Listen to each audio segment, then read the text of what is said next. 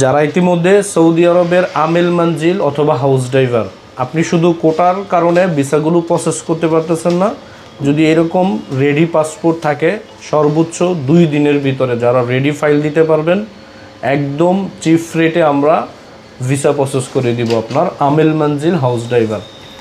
আপনি হয়তো ভিসা সংগ্রহ করেছেন, যেমন এটি হচ্ছে একটি আমেল মানজিল ভিসা, এবং ভিসাটি সংগ্রহ করার পরে আপনি হয়তো কোটার কারণে ভিসা প্রসেস করতে পারতেছেন না।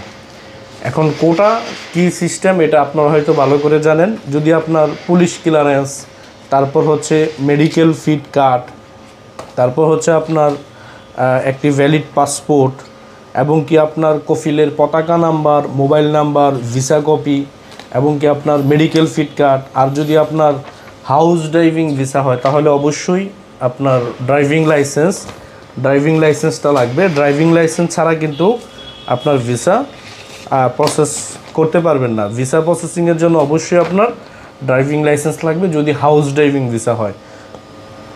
আর যদি আপনার আমেল মানজিল ভিসা হয় তো ওই ক্ষেত্রে শুধু আপনার একটি ভিসা কপি, কফিলের ফোন নাম্বার, আর হচ্ছে আপনার পতাকা নাম্বার, এগুলো যদি আপনার রেডি থাকে তাহলে অবশ্যই দ্রুত সময়ের ভিতরে আপনি আমেল মানজিল এবং কি হাউস ড্রাইভার, তাব্বাখ মানজিল এই পেশার ভিসাগুলো দ্রুত সময় প্রসেসিং করতে পারবেন। আমি আবারও বলবো, যাদের রেডি ফাইল রয়েছে, কফিলের পতাকা number, mobile number, visa copy, যদি আপনি ভিসা উকালা করাতে চান কোটা দিয়ে দ্রুত সময়ে, তাহলে এখনই রেডি পাসপোর্ট নিয়ে আমাদের অফিসে এসে যোগাযোগ করুন। ভালো থাকবেন। আসসালামু আলাইকুম।